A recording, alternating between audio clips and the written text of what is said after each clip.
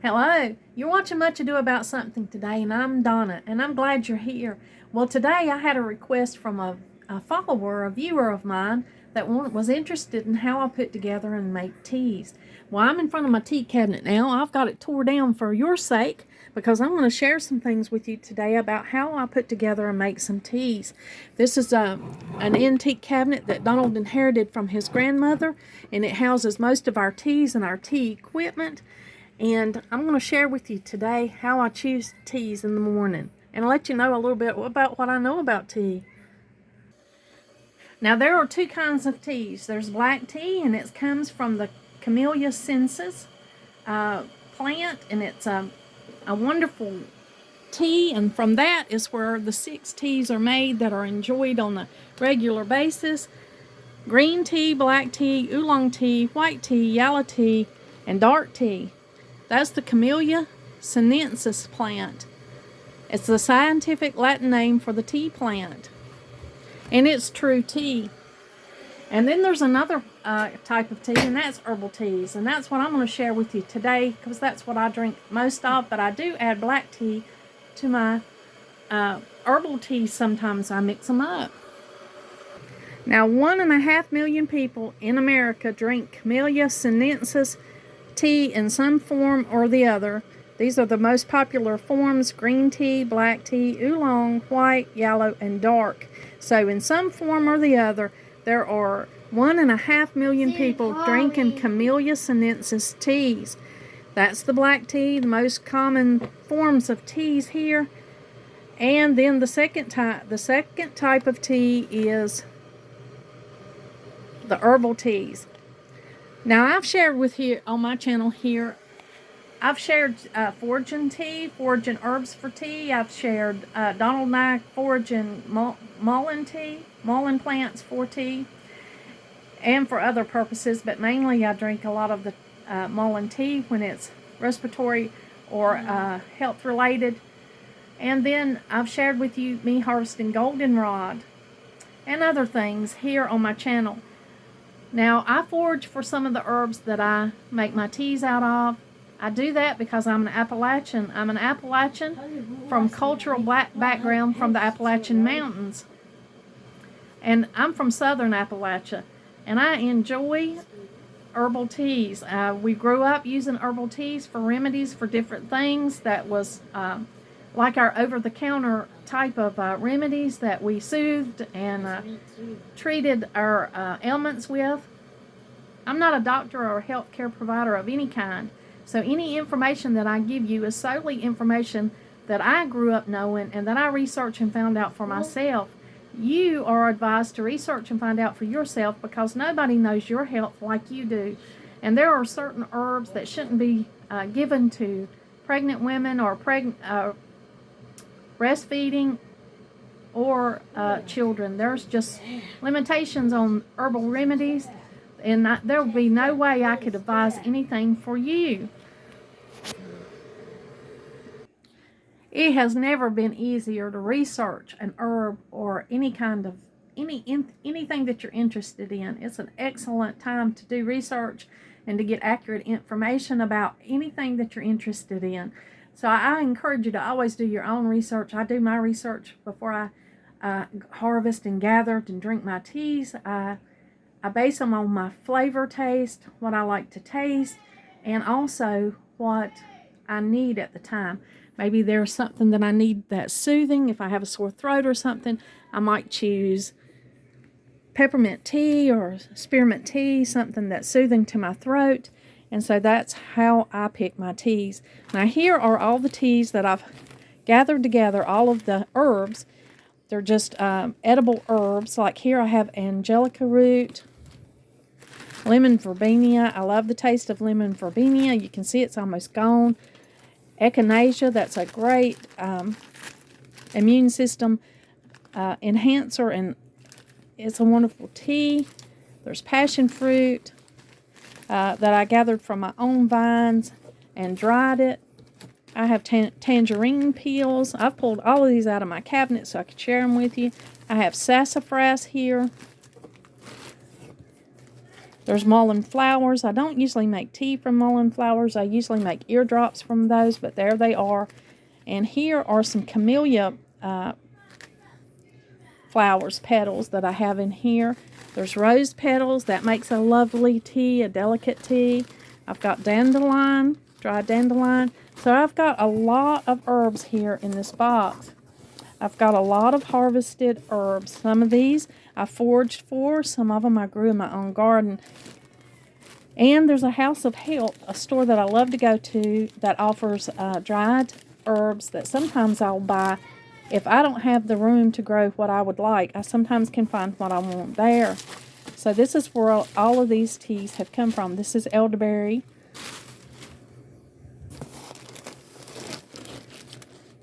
More mullein. And you get the picture. There's mint and lemon balm. I have white clover in here, and just a variety of harvested teas. And what I do is think about, well, what am I going to mix together to make a tea that is good for me today, like goldenrod. Now, you can tell I've stored most of my teas in these Ziploc baggies and just regular baggies. They might be great value, different brands, but the freezer baggies makes an excellent storage bag for my teas. And the reason I like to store them in these bags is because look how easy they stack. They take up less room in my tea cabinet if they're stored in these bags, and they work well for me. I also will use a recycled container, such as this goldenrod container. It used to be something else. I think pineapple slices came in it, and when I got finished with the pineapple, I just washed this out and dried it and stored my goldenrod tea in it. And it is an excellent tea container. It keeps this tea perfectly. I also have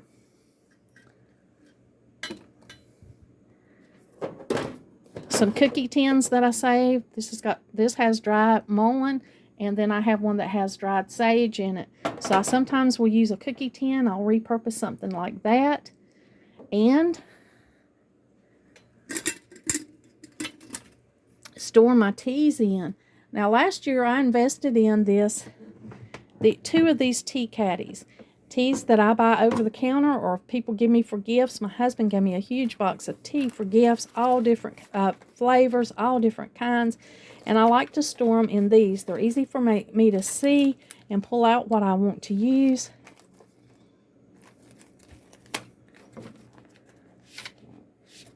And so I will store tea bags that are individually wrapped like this in this tea caddy, and I have two of those in my tea cabinet. You can see that other one is right down here.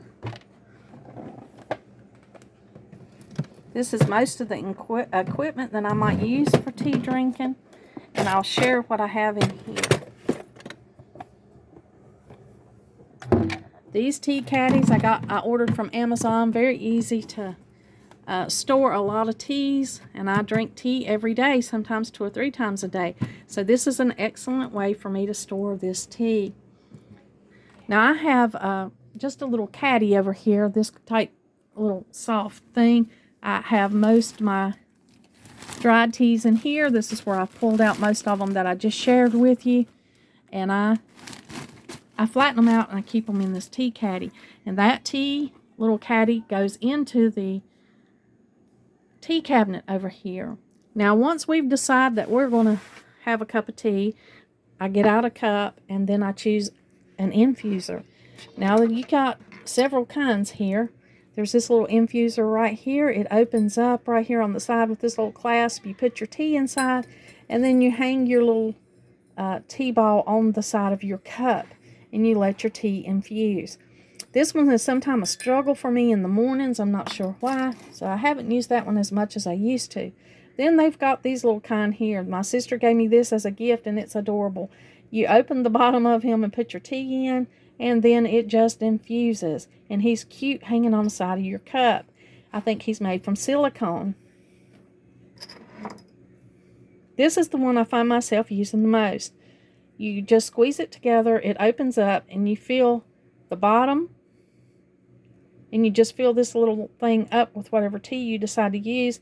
You put it down, pour the boiling water over, let your tea steep, and we're going to do that in just a minute. I'm going to make a cup of tea with you.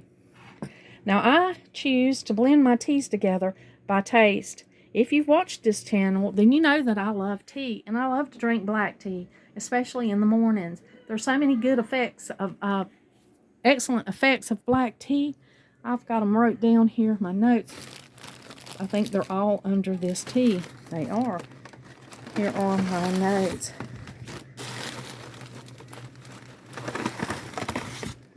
Now, black tea, it comes from the Camellia sinensis plant. That's the Latin name for that tea, and that's where all 6 of these teas come from. The green tea, black tea, oolong, white, yellow, and dark teas. Those are all different aging and different techniques that you use to make the Camellia sinensis into different kinds of tea. Now, the good thing about black tea is it's a most commonly drank beverage. It's amazing how many people drink tea in America. 1.5 million people a day drink tea in America. Black tea has some health benefits. It has some researched health benefits, and I've listed 5 of them here, and I'm just going to read over and tell you my opinions on them a little bit. Now, number 1, they have antioxidant properties. Due to a group of polyphenols, they reduce cholesterol and blood sugars. Now, these are tests that they've made. I don't have the links to the test. I watched this, I researched this, I did not write all those down. If you're interested in that deep of research on black tea, then that information is easily found. Number 2 is it may boost heart health with the flavonoids. That can boost heart health in studies. Number 3, may lower bad LDL cholesterol, and that's proven in studies. And number 4, which I really I find that to be true, is it may improve focus. Caffeine and amino acids called L-theanine, which can improve alertness and focus in the brain, resulting in relaxation and better focus. And that's what I think it does for me. That's number 4. And number 5 is it may improve gut health. But overall, all of the research that you do, there's very little drawbacks to black tea. Black tea is excellent, proven good for you, and there are many people to drink it. It's a proven drink, so I don't have to sell you on it. You either like it or you don't. There's some people that don't like tea at all. I've always loved tea, grew up with tea, and I do love it. Now, there is a channel. Let's see, what is the name of that channel? It's Dylan on the YouTube channel, Woo Mountain Tea, W-U Mountain Tea. Now, he is in-depth, and he has a free course that'll tell you all about tea. So if you're interested and want to know all about black tea, all about Camellia sinensis, then please go to his YouTube channel and find out all about teas. This is herbal tea that I have right here. It's herbs that are infused into boiling water, and that is called herbal tea. Now, there's many different ways you can infuse your tea. I've showed you these little things that I use here on occasion, and the one that I like best. But there are little pictures that you can find like this. Sometimes if I'm making more than 1 cup of tea, if I want to make the day's worth of tea, I'll use this infuser. I'll put my fresh teas down in here, pour boiling water over it, and then I've got tea for the day. Of course, it cools off unless I put it in something that keeps it warm, like a thermal bottle. But I don't mind. I love tea warm, and I love it cold, so I can drink it when it cools off. That's no big deal for me. And, of course, you've got your little teapot infusers. Now, I have this I got for a gift. This I got off of Amazon. So you can find different kinds of tea infusers to make your tea in. This came as a gift, but I'm pretty sure you can get these on Amazon because my sister got one. These electric tea kettles, and you don't have to get the style. You can get any style you want. They have some really nice stainless steel ones. But you'll need some way to infuse it. Now, you can just put your tea right down in there, and infuse your tea without any kind of equipment.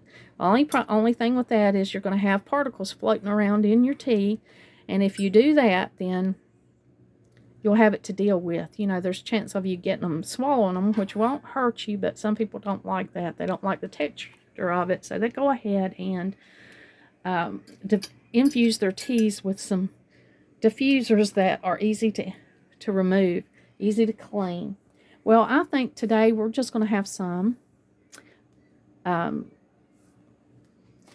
maybe some black tea, and here is a wonderful tea. This Charleston tea is peach flavored, and I love it. It's one of my favorites. I hadn't been able to get it. Usually I get this as a gift, and then there was one little shop that I used to drive 2 towns over to buy it, but I haven't done that lately. And this tea is grown on Guatemala Island in South Carolina, and it's charlestonteaplantation.com, and it's a subsidiary of R.C. Bigelow Incorporated. So, isn't that something? And it's made and grown in America, which there are many teas. There's a Mississippi company that grows tea. So there are teas grown in America that offer some delicious variety of teas. So I'm going to have this plantation tea. It's peach flavored, and I love it. It is one of my favorites. I just have a few of these left, but I'm going to enjoy this today. It's already in its own tea bag, but I'm going to add a little bit of goldenrod to it. So I'm going to open my goldenrod right here, put it in my tea infuser. This is nothing new. If you've been around my channel for a while, you probably see me making tea all the time. I even have nighttime tea chats with you sometimes.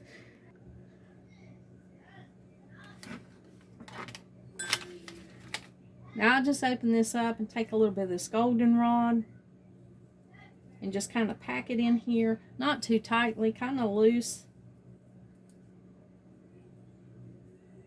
And get enough of it in here to drink. Put it in my teacup. You can see this little pineapple thing stores tea.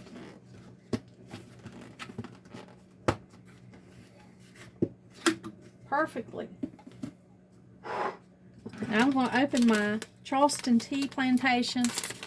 I am not a tea snob in most ways. Now I love these, the way these tea bags are. They infuse well. This little mesh tea bag, nylon mesh probably. And I'm going to pour my boiling water over this to get my tea started.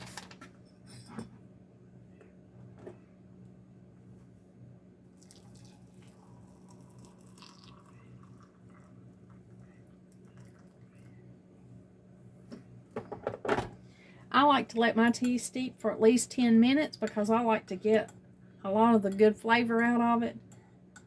Sometimes I'll put a plate or a saucer over this so it'll hold in the steam.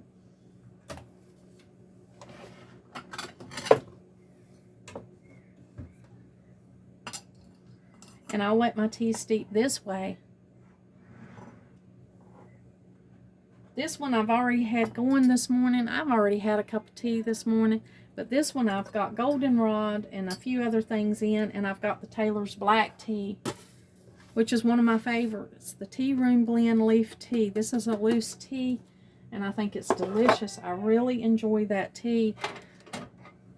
So I put this one in here. Got my spoon. This one has been steeping for quite a while, so it'll be a little bit bitter tasting to most people, but it's part of the, I love it. I love the taste of it. So that's ready to go. I've got a little plate or something to put my spoon and my little tea infuser on, and this tea is ready to go. It's ready for me to enjoy. It is so easy to grow herbs and dry them out so that you can mix them together and make an excellent herbal tea. And then you can mix whatever kind of tea that you would like with your herbal tea. You can mix green tea, black tea, whatever tea that you prefer. You can mix it in your cup and add your herbs to it to make your herbal tea that will have benefits that you might need that day. For example, if you research and you know that mullein is an excellent lung herb. That's what it's used for, and it's used several different ways. The most popular being an infusion, a tea infusion, a cup of mullein tea. You can also tincture mullein and mix mullein with oil to make different medicinal remedies like ear drops and just different things like that. But the most common way by far that I use in my dried mullein that I foraged for is I dry it and I use it as tea. Now you can do your research and find out all about the wonderful mullein plant, the wonderful herb.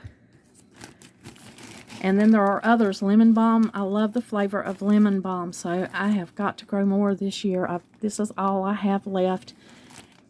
So I've got to make sure that I grow enough this season so that it'll carry me through. Now sage is also just common sage that you grow out in your garden. I dry that and it makes a wonderful tea. So I have quite a bit of that and I enjoy sage tea. I love peppermint tea. If I have a sore throat, I love a peppermint tea. It's so soothing. If you're congested in your sinuses, you know, a cup of tea, just the steam that comes off of a good cup of tea can help you loosen up and open up your sinuses and help you in a congested state. I think I'm going to sip a little tea while I talk to you about it. Now, I have other things that I use just from growing up. Elderberry tea.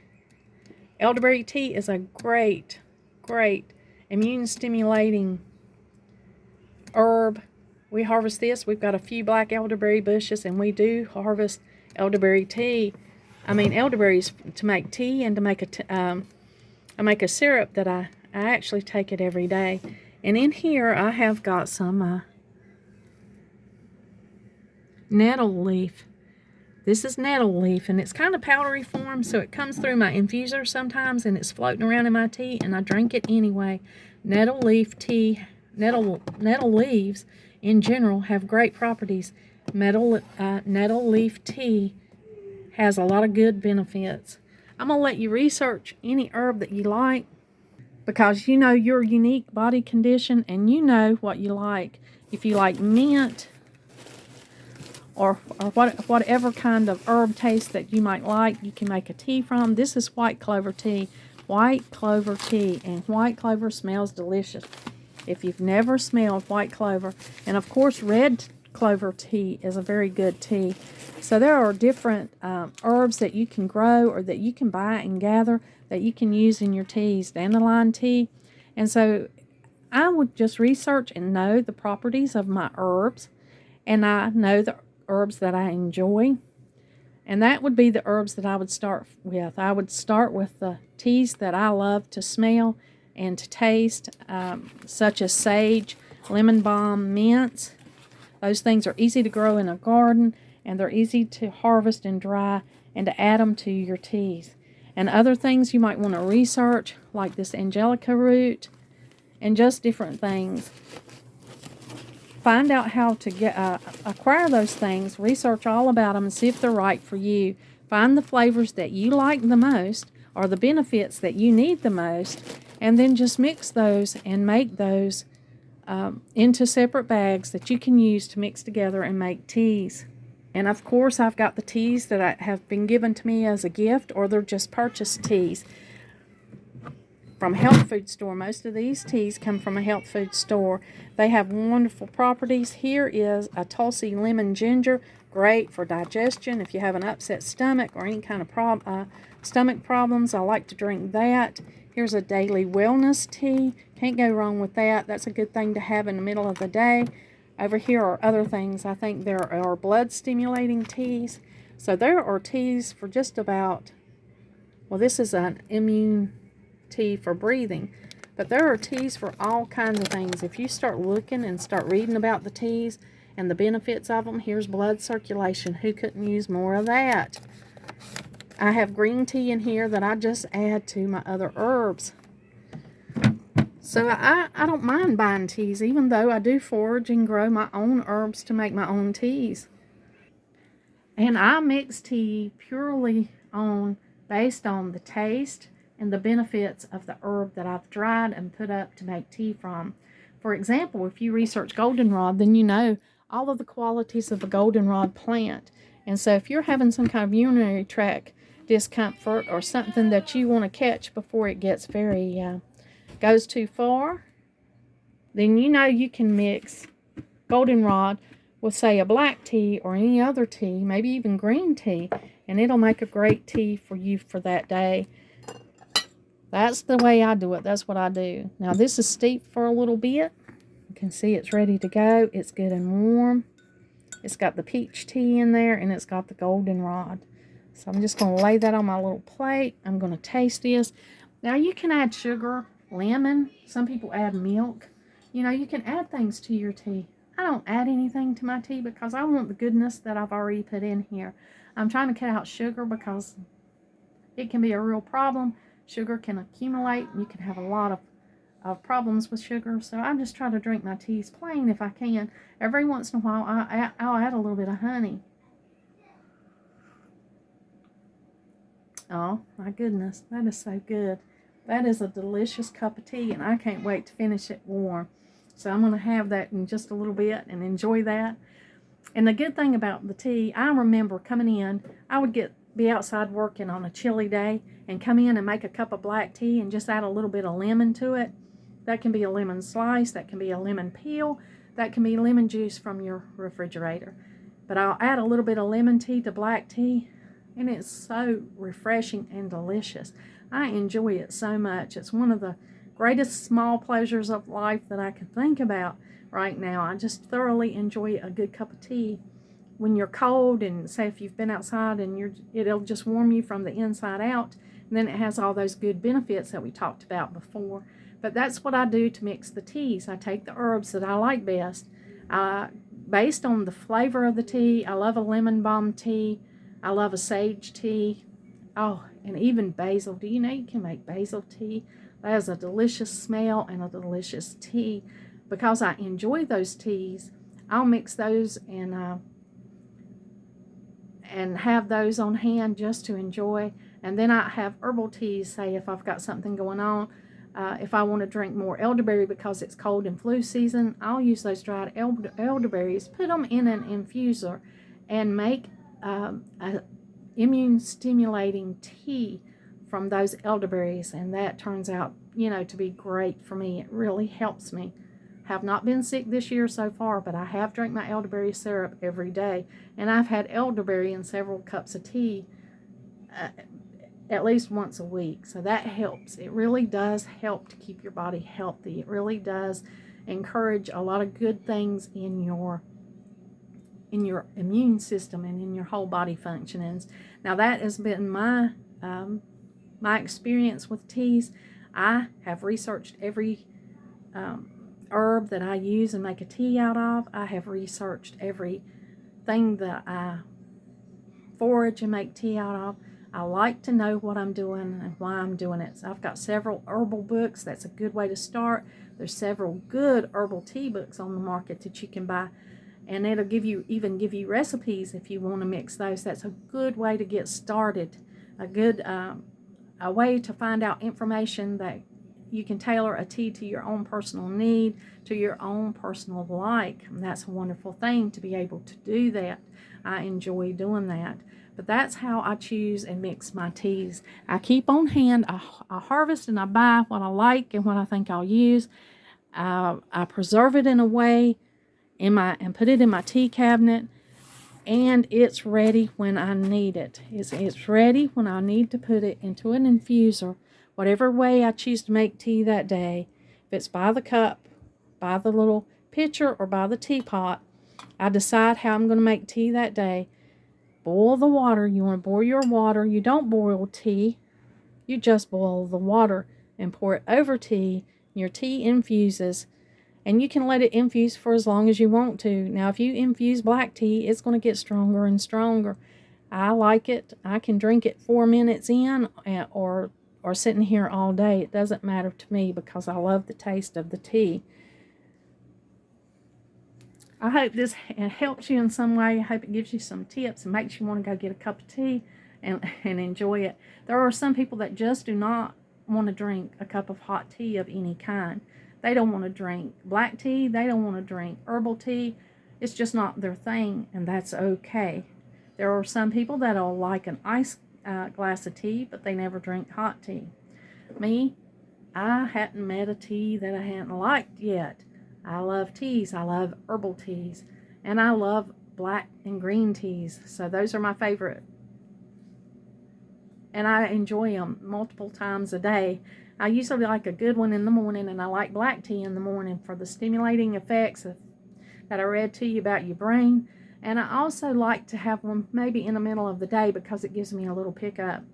If I'm not feeling good, if I have a scratchy throat or I've had any kind of sinus infection, I love a steaming cup of tea that's got something good that'll help fight that for me, that'll bring me some comfort. So I'll drink a cup of mint tea, maybe some one of these herbs that are good for that, and I'll have a good cup of tea just to soothe myself sometimes if I'm going through anything like that. And I'll mix what I have here and the smells and the flavors that I love, and researched herbs that I've foraged, grown, and bought. So that's how I put together a good cup of tea and make my own teas. I don't have any recipes that I can give you because it's one of the kind of on a need basis. I even sometimes put cayenne pepper in tea. I'll drink mint tea with cayenne pepper. The mint will give a cool, refreshing flavor. The hot peppers will give a good circulatory, pain-relieving tea. So I'll even put a cayenne pepper in my tea sometimes. It's an herb. Anything edible you can make tea out of. Now, growing up, we would make pine needle tea.